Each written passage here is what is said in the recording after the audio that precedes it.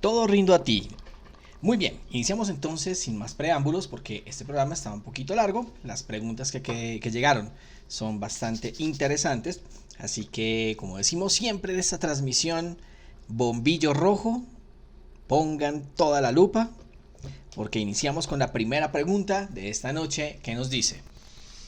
Bueno, nuestra pregunta para el día de hoy nos dice, ¿cómo es tomar el nombre de Dios en vano? Uy, esa es una interesantísima pregunta que tiene que ver precisamente con el tercer mandamiento. Bien, para entender el tercer mandamiento, vamos a hacer unas 4 subpreguntas. Primero, ¿por qué este mandamiento está incluido dentro del decálogo? ¿Cómo es que se toma el nombre de Dios en vano? ¿Por qué no tomar el nombre de Dios en vano? ¿Y cómo evitar tomar el nombre de Dios en vano? Así que vamos a ir resolviendo las preguntas. En primera instancia, debemos entender la importancia que tenía un nombre en el Antiguo y en el Nuevo Testamento. Acompáñenme por favor en sus Biblias en Génesis capítulo 25. Vamos a ir allí rápidamente, Génesis capítulo 25, y vamos a leer los versículos 25 y 26. Génesis 25, versículos 25 y 26. Y salió el primero rubio, y era todo velludo como una pelliza, y llamaron su nombre Esaú. Después salió su hermano, trabada su mano al calcañar de Esaú, y fue llamado su nombre Jacob. Y era Isaac de edad de 70 años cuando ella los dio a luz. Bien, así que en ese orden de ideas la palabra Esaú significa velludo. Asimismo, Jacob, el nombre en hebreo, significa suplantador. Y esto tenía que ver con el carácter. De hecho, el nombre Noé significa reposo. Un dato interesante. Asimismo, el nombre de Set, que lo encontramos en Génesis 4:25, significa dado o sustituto. Así que en ese orden de ideas los nombres tenían mucha importancia en la antigüedad y tenían algo muy característico, algo que precisamente reflejaba el carácter de esa persona a quien se le colocaba ese nombre. Entonces Dios deja en su mandato no tomar su nombre en vano. Pero ahí viene una pregunta interesante. ¿Qué es lo que tiene el nombre del Señor? ¿Qué es lo que tiene el nombre del Señor? Hemos escuchado en varias partes que hay diferentes formas de, podemos decirlo, hay diferentes ¿Nombrar? formas de, más de nombrar, es de pronunciar el nombre sagrado de el Creador, del Todopoderoso. Entonces encontramos que en una les dicen Jehová. Yeshua. Bueno, Yeshua es el nombre de Jesús, pero hablamos del tetragramatón, el Yod He Vav He hebreo. Entonces tenemos el Jehová, tenemos otros que lo llaman Yahová, otros lo llaman Yahweh. En varias Biblias católicas encontramos el nombre de Yahvé. Y pues en sí, y para dejarlo claro, es una pronunciación perdida.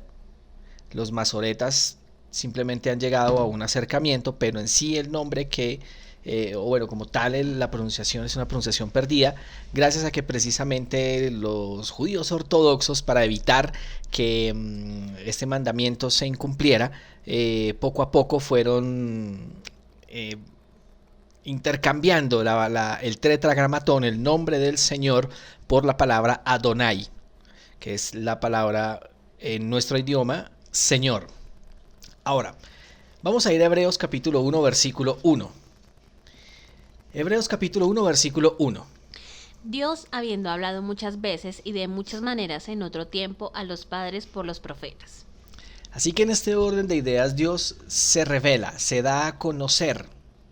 Sin embargo, en su nombre, Él mismo da a conocer de una manera muy especial y muy específica su carácter. Vamos a ver cómo lo describe la Biblia en varias partes. Para eso vamos a ir a Éxodo capítulo 3. Éxodo capítulo 3. Ahora hay algo muy interesante. Y antes de ir a este capítulo, vamos a ir a mirar algo interesante. Y es que está en Jeremías 16 y el versículo 21. Me encanta este versículo. Porque fíjate, esto es profético y esto se da para el último tiempo. Jeremías 16, 21. Por tanto, he aquí les enseñaré esta vez, les haré conocer mi mano y mi poder y sabrán que mi nombre es Jehová.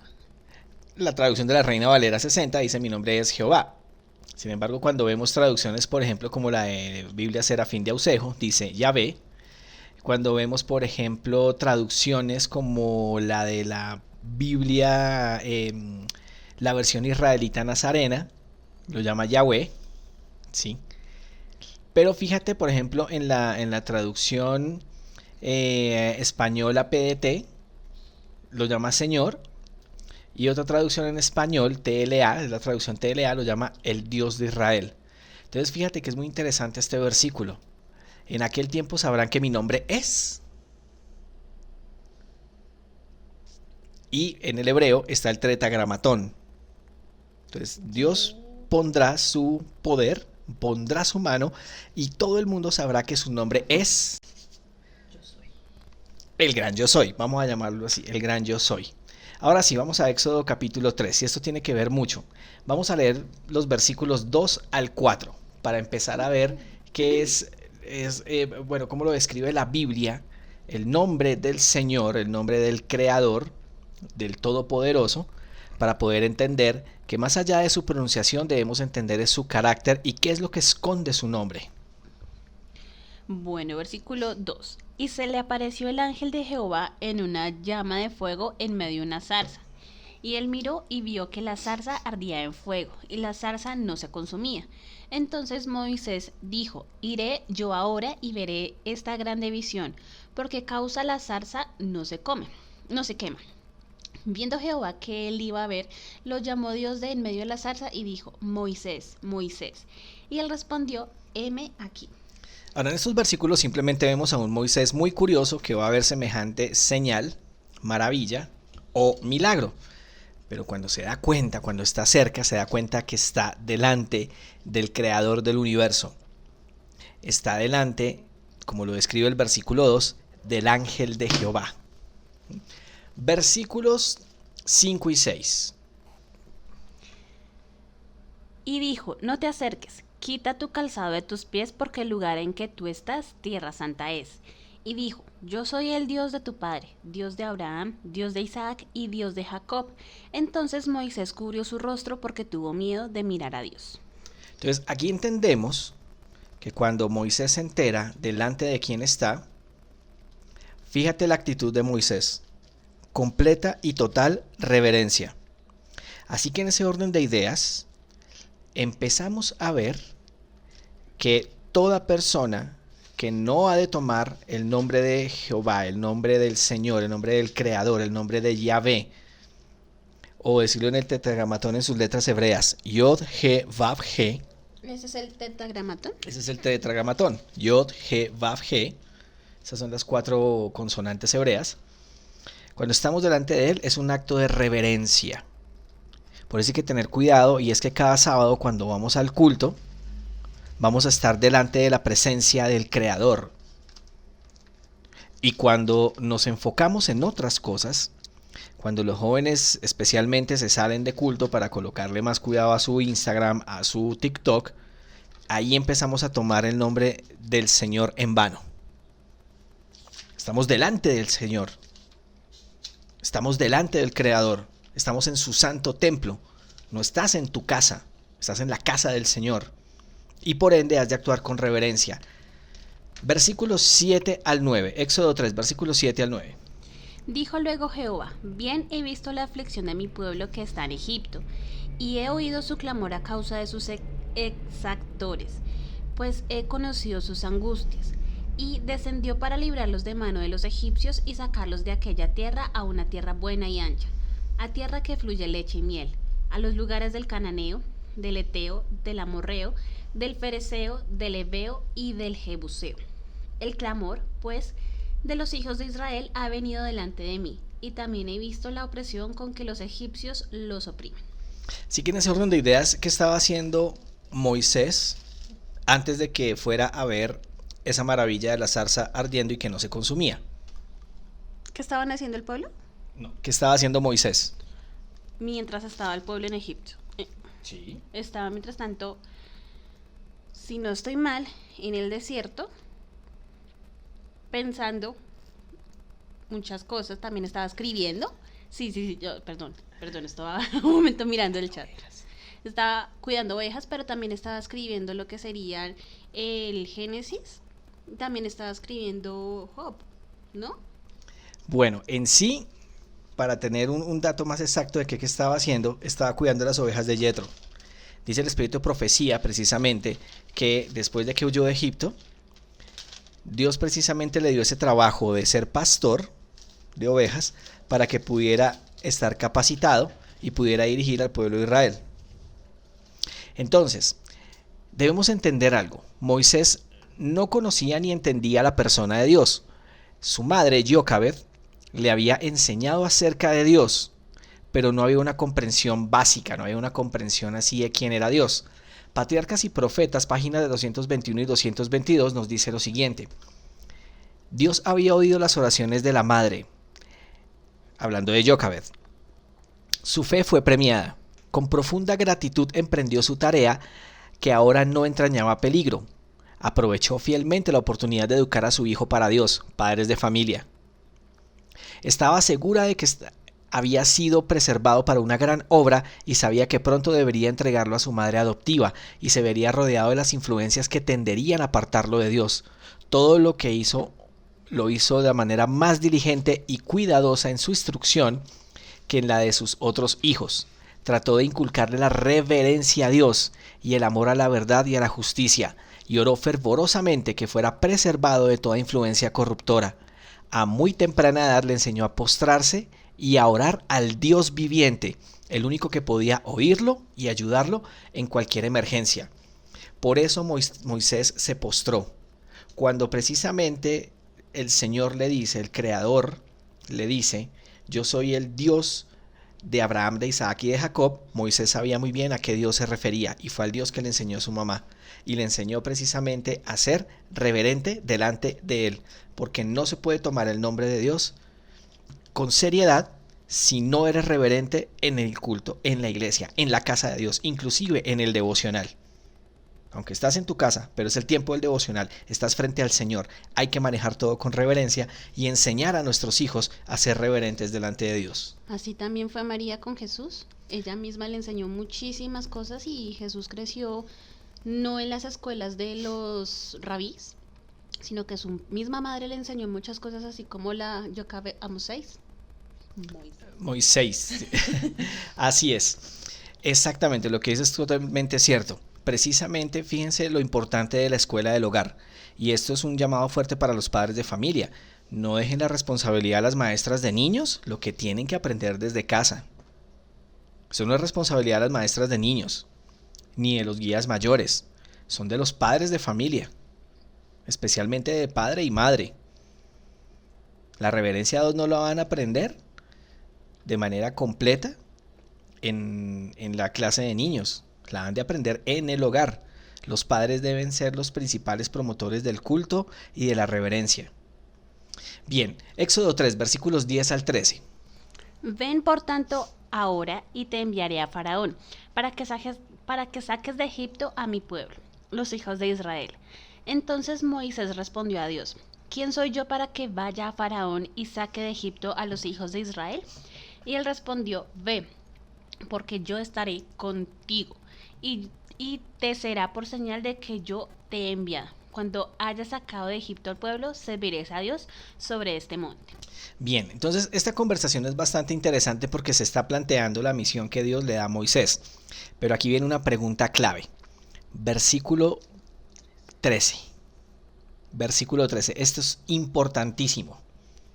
Dijo Moisés a Dios, he aquí que llego yo a los hijos de Israel y les digo, el Dios de vuestros padres me ha enviado a vosotros. Si ellos me preguntaren cuál es su nombre, ¿qué le responderé? Esa es una pregunta bastante interesante. ¿Será que los israelitas antes, desde Abraham, sabían el nombre del Señor? Yo digo que sí. La pregunta es, ¿cómo podemos sustentar eso con la Biblia? Creo que en Génesis se menciona varias veces el yo soy. Exactamente. Vamos a leer el versículo 14, porque esto aquí se pone bueno. Versículo 14. Dice, y respondió Dios a Moisés, yo soy el que soy. La expresión en hebreo es Eye, Hesher, Eye. yo soy el que soy. Y dijo, así dirás a los hijos de Israel, yo soy, me envió a vosotros. Precisamente cuando a Jesús lo querían apedrear, fue cuando dijo, antes de Abraham, yo soy. La misma expresión de Éxodo 3:14, por eso lo querían apedrear. Esa misma expresión yo soy, la encontramos en Génesis 17:5. En Génesis 17:5, fíjate lo que le dice el Señor a Abraham. 17:5, perdón, no puede ser este versículo. Ya te ayudo. Sí, aquí está, Génesis 17:1, perdón. Génesis 17:1. Era Abraham de edad de 99 años, cuando le apareció Jehová y le dijo, yo soy el Dios Todopoderoso, anda delante de mí y sé perfecto. Precisamente entonces allí, cuando le dice esa expresión, Eyé, el Shaddai, ese Eyé, el yo soy, el gran yo soy, Abraham sabía perfectamente el nombre del Señor. Lo sabía perfectamente. Lo transmitió a sus hijos, Isaac y Jacob. Ellos lo transmitieron a las 12 tribus y las 12 tribus lo transmitieron a todo este gentío que después vendría a conformar las 12 tribus de Israel. Por lo tanto, ellos sabían muy bien. Si llegaba Moisés y les decía, yo soy, el gran yo soy, me envió, los israelitas sabían perfectamente el nombre del Señor. Ahora, ¿por qué Dios tenía que dar su nombre? Porque los dioses falsos también les habían puesto nombres. Teníamos a Mon-Ra, teníamos a Anubis, hablando del caso de Egipto. Tenemos a Mon-Ra, tenemos a Anubis, tenemos precisamente... No, Moloch es fenicio.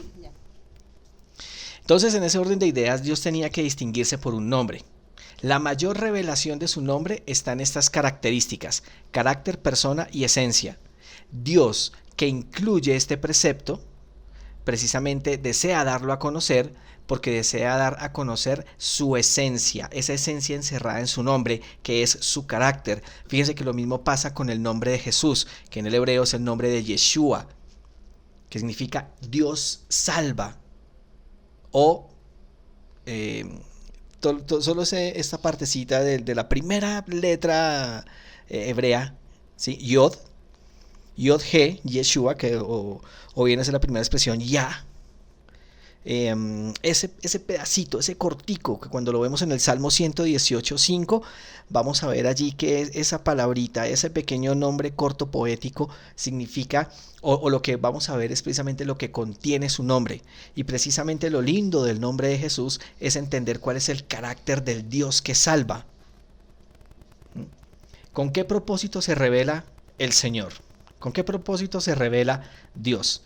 Éxodo 20, versículos 1 y 2. Y habló Dios todas estas palabras diciendo, yo soy Jehová tu Dios, que te saqué de la tierra de Egipto, de casa de servidumbre. ¿Cuál es ese propósito? Dios es quien salva y libera. Dios es quien se revela como el Salvador, como aquel que actúa para sus hijos, como aquel que está dispuesto a rescatar a su pueblo de una vida vil y vacía, para hacerlos herederos de la gloria eterna.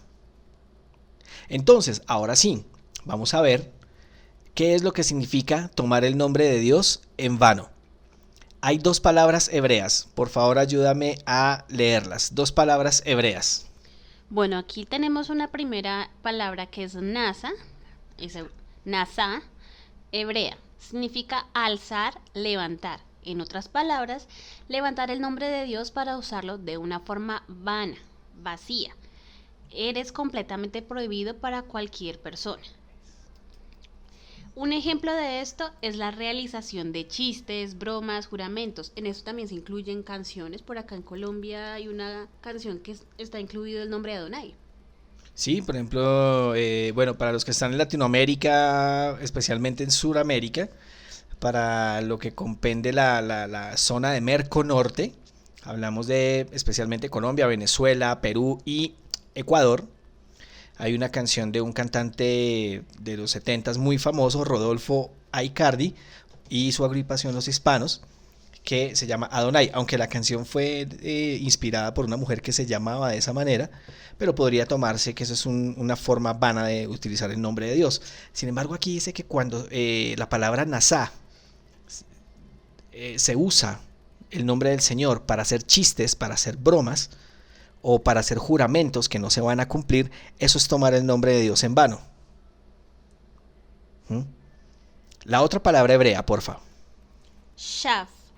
La palabra se puede traducir como falsedad, negligencia, vanidad, vacío, falso, hipócrita, mentiroso. Entonces eso es tomar el nombre de Dios en vano y tomando un ejemplo, es decir, que sabiendo que tú hiciste mal, por Dios te lo juro que no fue así, sabiendo que hiciste mal. Te prometo por Dios, mira que eso no fue así, sabiendo que hiciste mal. Eso es tomar el nombre de Dios en vano. Es lo mismo que tomar versículos bíblicos para hacer chistes. Es exactamente lo mismo. Exactamente lo mismo. Entonces, alzar el nombre de Dios para cosas vacías, falsas, vanidosas, transgrede el mandamiento. Alzar el nombre de Dios para hacer obras negligentes es transgredir el mandamiento. ¿Cómo así que obras negligentes? ¿Ser presuntuosos? Ser presuntuoso es una forma de hacerlo. Alzar el nombre de Dios para decir mentiras, inventar doctrinas, fiestas, hechos, etcétera, también transgrede el mandamiento. Y voy a ser muy explícito en esto metiéndome en camisa de 11 varas. Hay cristianos, hay pastores cristianos protestantes que aseguran que es la voluntad de Dios que se celebre Halloween, aprovechando que ya se viene el mes de Halloween. Y aprovechando que también vamos a tener a finales de Halloween de octubre un programa acerca de Halloween, así que por favor no se lo pierdan. Así es, vayan agendando, ya les estaremos avisando en qué días tendremos este tema. Tomar el nombre de Dios en vano es hacer un sermón en el nombre de Dios para dar mensajes vacíos de expresión, vacíos de espíritu, vacíos de doctrina. Un sermón, por ejemplo, para tirar indirectas a una persona en especial es tomar el nombre de Dios en vano. Cuando no hay un mensaje claro, o para predicar un evangelio diferente.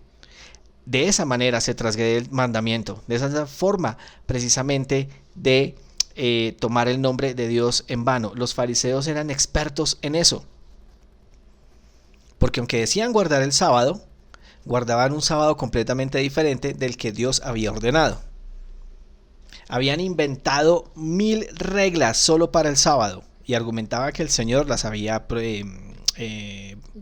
dado, inspirado. Eso es tomar el nombre de Dios en vano.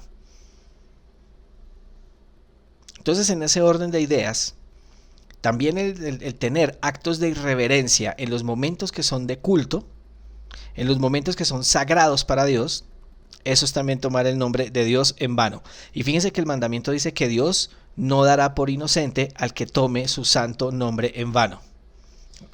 Antes de que sigas, aquí quiero hacer también una pregunta. A mí me habían explicado desde pequeña que también el tomar el nombre de Dios en vano es repetir muchas veces su nombre, tal vez en una misma oración o hablando con otra persona. ¿Eso también sería tomar el nombre de Dios en vano? Bueno, lo que pasa es que el Señor Jesucristo fue muy claro con la cuestión de las palabras repetitivas. Hay muchos hermanos que en su corazón repiten la palabra Señor cuando están haciendo la oración pública hasta 6, 8, 9 veces. Ya es más una costumbre y tal vez muchas personas pues no son conscientes de esto. Entonces es más una disciplina poco a poco de enseñar o de que aprendamos a orar mejor para no repetir tantas veces la palabra Señor y esto pueda pues tomarse como una repetición vana y tomar el nombre de Dios en vano. Pero es más una cuestión de costumbre popular que aprendemos inclusive dentro de la iglesia, porque escuchamos a muchos líderes que utilizan la palabra Señor varias veces en la misma oración o como si fuera un signo de puntuación, una coma, ¿sí? Te pedimos Señor que estés Señor con nosotros Señor, por favor Señor, levántanos ahora Señor, en tus manos encomendamos Señor. Es uno de los ejemplos, pero pues es más una cuestión de hábito. Entonces es necesario que todos pues aprendamos a orar mejor con el fin de que no hayan estas repeticiones y bueno, de esa manera no tomar el nombre de Dios en vano. Pero muchas de estas cosas se hacen por ignorancia, más que de una manera completamente consciente. Bueno, ¿por qué no tomar el nombre de Dios en vano?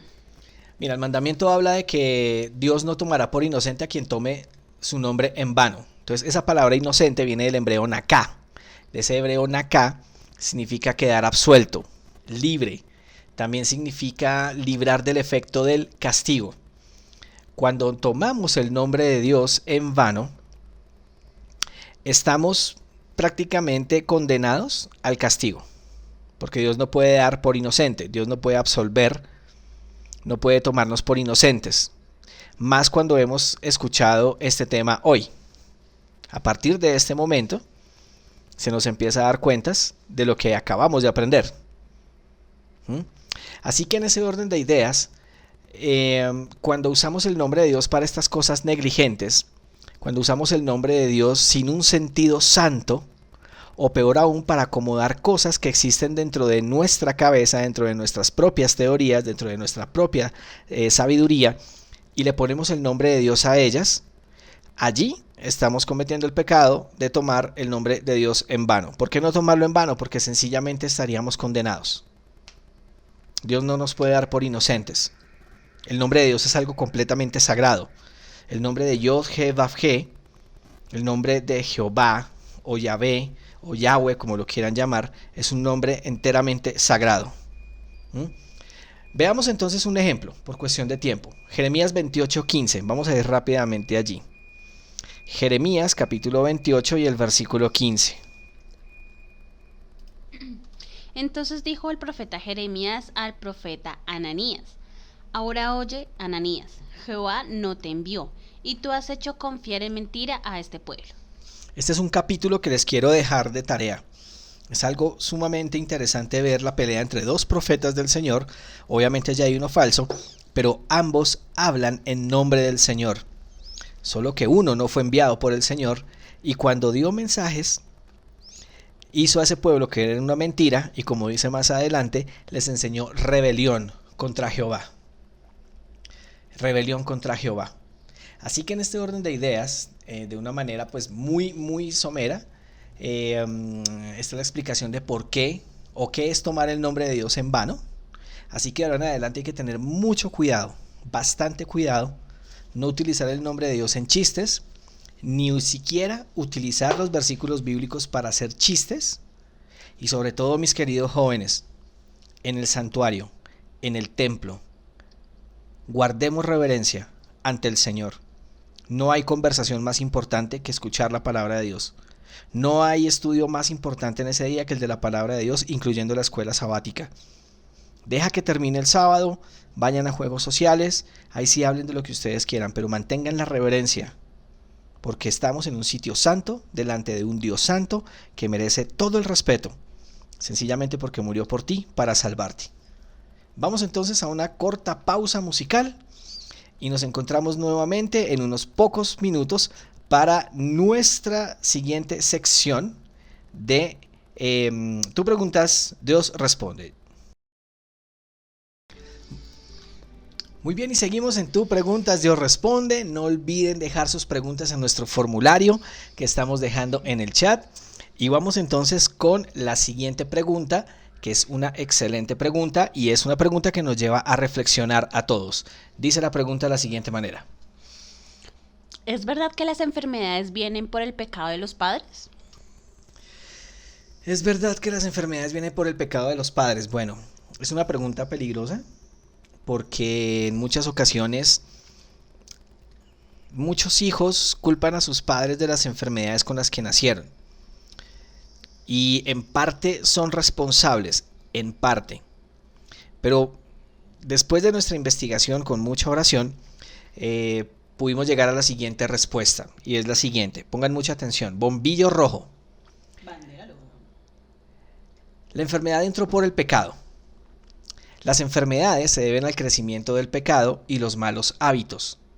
Hay enfermedades que son genéticamente hereditarias, claro que sí, la ciencia lo ha comprobado. Y voy a nombrar algunos ejemplos.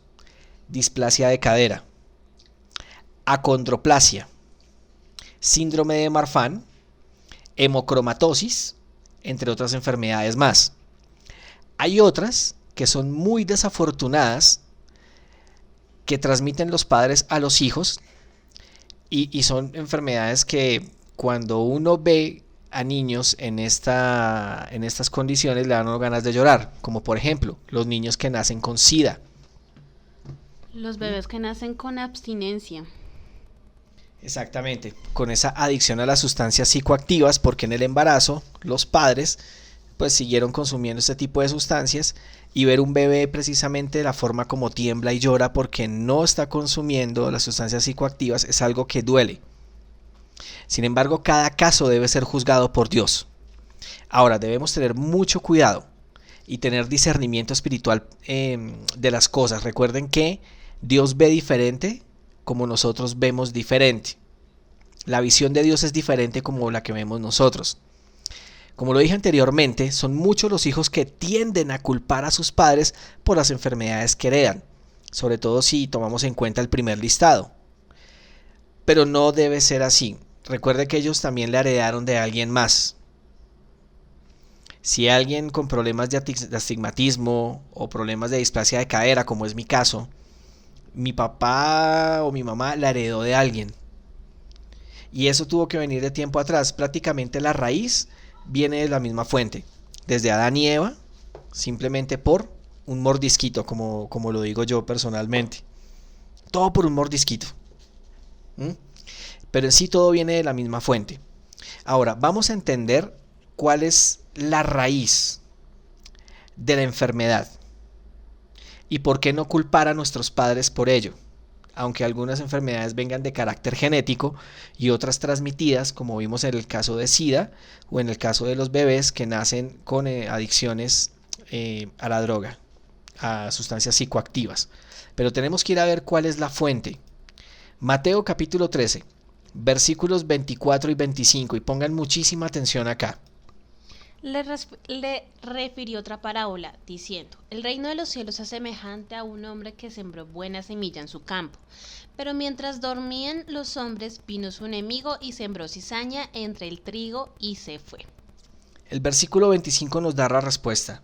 La buena semilla, obviamente, es el evangelio, pero si aplicamos este principio a la creación, Dios sembró la buena semilla, la vida eterna, donde no había enfermedad, donde no había muerte. Pero el enemigo fue quien sembró la muerte, la enfermedad y el pecado. Fue él. Si alguien es completamente responsable de que este mundo esté como esté, es él. Es el enemigo. Pero como el ser humano eligió creerle al enemigo, vinieron las consecuencias. Por eso digo, también es cuestión de responsabilidad. Claro que sí. Por supuesto que hay una responsabilidad de nuestra parte, como padres de familia, como seres humanos. Sencillamente como jóvenes no nos cuidamos de ciertos hábitos. A veces nos da por probar cosas que nuestro cuerpo no debería probar. Y como nos creemos fuertes en nuestra autosuficiencia, jamás pensamos que nuestros hijos pueden padecer consecuencias. Entonces, aunque hay responsabilidad humana por creerle al enemigo y no a Dios, entonces en ese orden de ideas, nuestros hijos terminan pagando el plato roto, como se dice por ahí. Pero la raíz es que el enemigo sembró todo esto. Él fue quien lo sembró. Juan capítulo 9. Ahora vamos a ver otra perspectiva bastante bonita. Juan capítulo 9, versículos 1 al 3. Al pasar Jesús vio a un hombre ciego de nacimiento, y le preguntaron sus discípulos, diciendo: Rabí, ¿quién pecó, este o sus padres, para que haya nacido ciego? Fíjense lo interesante, y leímos hasta el versículo 2. Hay un hombre ciego de nacimiento. Esa ceguera de nacimiento puede ser heredada, si lo estuviéramos como un caso clínico, médico. Y entonces los discípulos, al ver precisamente este ciego de nacimiento, lo primero que le preguntan a Jesús es: ¿quién pecó, este o sus padres para que haya nacido ciego. Y esa es una condición humana que es horrible y la tenemos todos.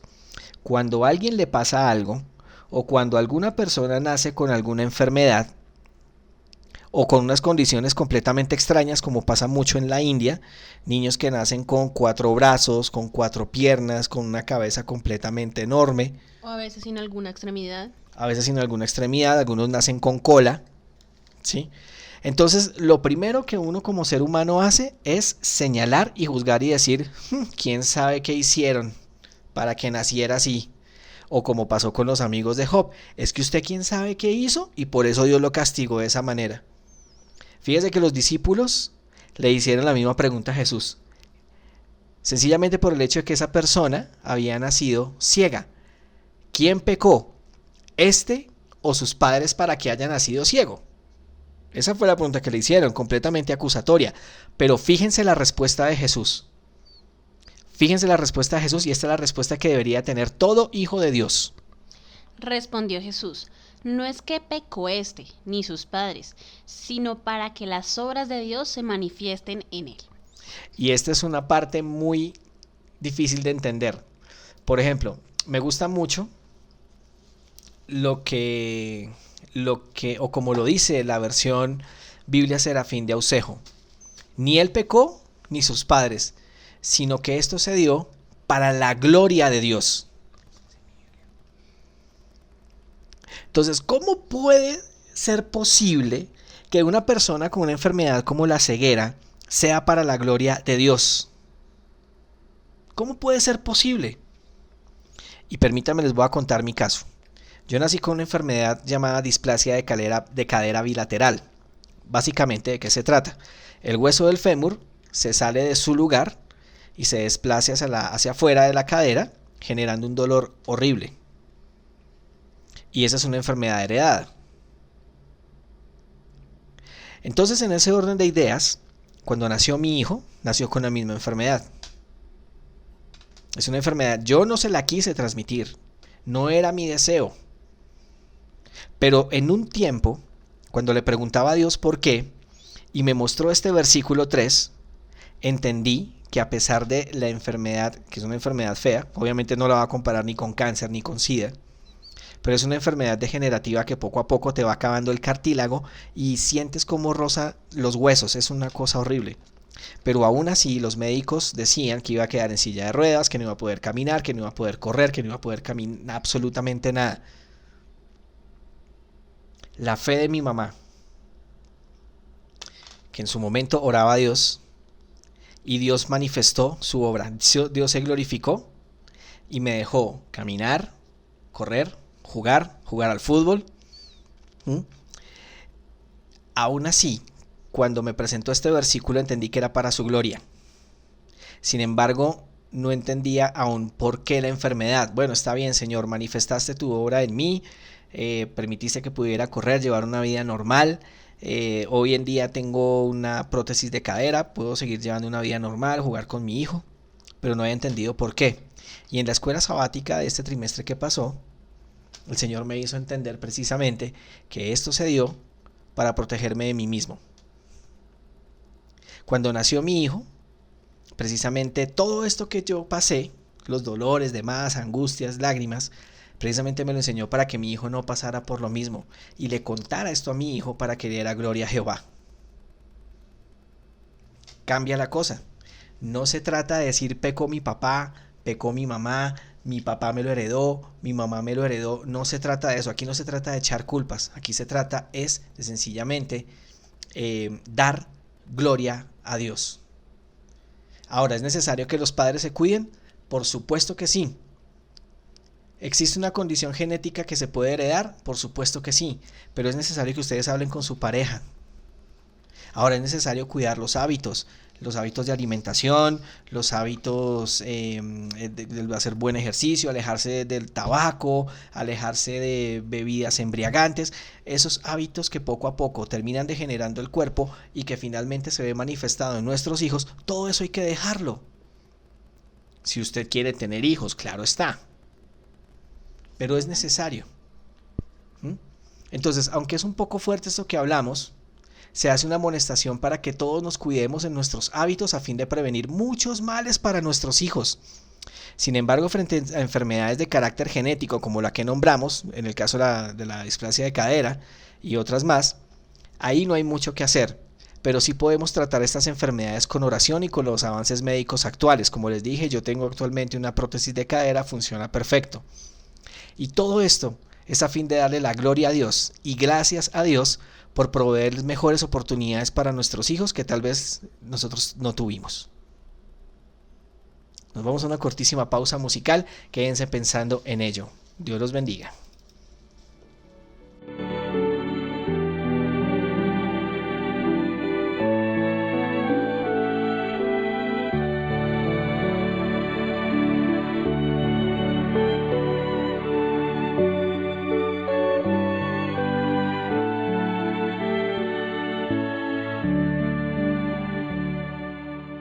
Señoras y señores, aquí está, ya sigo, la sección de preguntas y respuestas rápidas.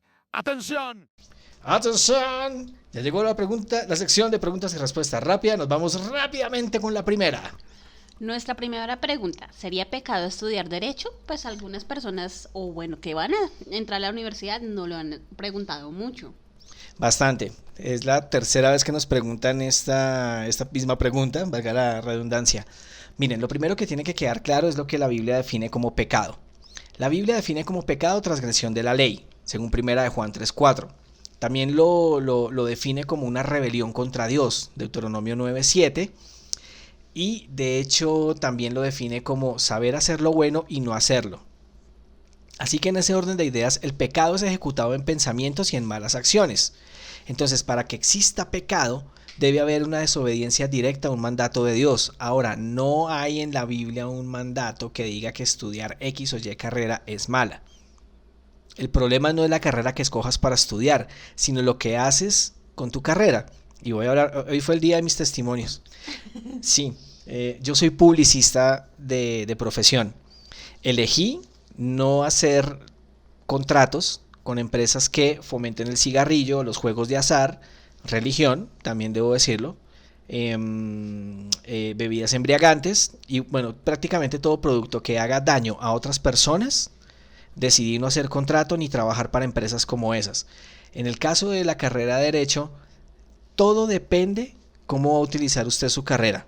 Si usted sabe que hay una persona que es culpable de robo, violación, y usted pretende que esa persona salga absuelto, ahí viene el problema. Pero si usted utiliza esa carrera para el bien, para ayudar por ejemplo a sus hermanos, si usted es adventista y utiliza esa carrera para ayudar a sus hermanos adventistas, para defender la libertad religiosa y que no los echen del trabajo, eso es otra cosa. Entonces repito, el problema no es la carrera, el problema es lo que usted hace con la carrera. ¡Atención! ¿Qué es el libre albedrío? Bien, el libre albedrío básicamente es el derecho y la libertad que tú tienes de elegir. Es un don de Dios que concede a cada persona con el riesgo que se rebelen contra él. La gran prueba de ello es Lucifer, creado perfecto, con libre albedrío, con libre derecho a elegir, pero él eligió la rebelión y la desobediencia en lugar de la humilde obediencia. Es eso el libre albedrío. ¿Es bueno cuestionar a Dios? Bueno, cuestionar, según el diccionario, significa poner en duda algo, especialmente una idea, una creencia o una declaración de alguien. Entonces, si bien es cierto que Lucifer cuestionó a Dios, también cuestionó su gobierno, su orden y especialmente su santa ley. Ese cuestionar llevó a Lucifer a lo siguiente, y es lo que nos dice Isaías 14, versículos 13 y 14, que precisamente esa rebelión, ese cuestionar a Dios, lo llevó a pensar que podía sentarse en su trono, y como dice la Biblia, seré semejante al Altísimo. Este es por demás el mayor fruto de cuestionar a Dios. Ahora, ¿quiere decir con esto que no podemos hacerlo? En sí podríamos hacerlo. Job lo hizo, ¿no? De hecho, Job lo hizo. El problema está que cuando Dios presenta la evidencia, no querramos escucharlo. Dios siempre está dispuesto a escuchar y a demostrar que tiene la razón y tiene todas las evidencias habidas y por haber. Jesús también lo hizo con cada persona que lo cuestionó. Le mostró con las escrituras, le mostró la verdad, pero cada cual eligió si creer o no creer. Los frutos se mostrarán por sí mismos. Así que si tú quieres cuestionar a Dios, vale, Dios no tiene ningún problema. De hecho, Isaías 61 dice, ven, discutámoslo, hablemos. Porque Dios no es un dictador que sencillamente no escucha y al que no quiere, pues lo condena, lo mata. No es así. Dios presenta evidencias, pero obviamente cada cual tiene derecho a elegir si cree en las evidencias de Dios o no las cree. Y la gran prueba, como lo mostramos en la pregunta anterior, es el mismo Lucifer. Esa es toda la cuestión aquí. Muy bien. En este orden de ideas hemos terminado con nuestro programa de hoy. Queremos agradecerles a todos ustedes, los que están aquí en el chat, por haber participado, por haber dejado sus preguntas. Dios los bendiga. Déjenos más preguntas. Así de interesante, si no, sigan dejando preguntas que nosotros las estaremos respondiendo a la luz de la Biblia. Nosotros nos vamos, pero dejamos los micrófonos a Omar Bautista porque sigue bando de oración. Así que por favor no se muevan y dejen sus peticiones de oración. Amén. Asimismo, nosotros estaremos viendo hay un programa especial el sábado.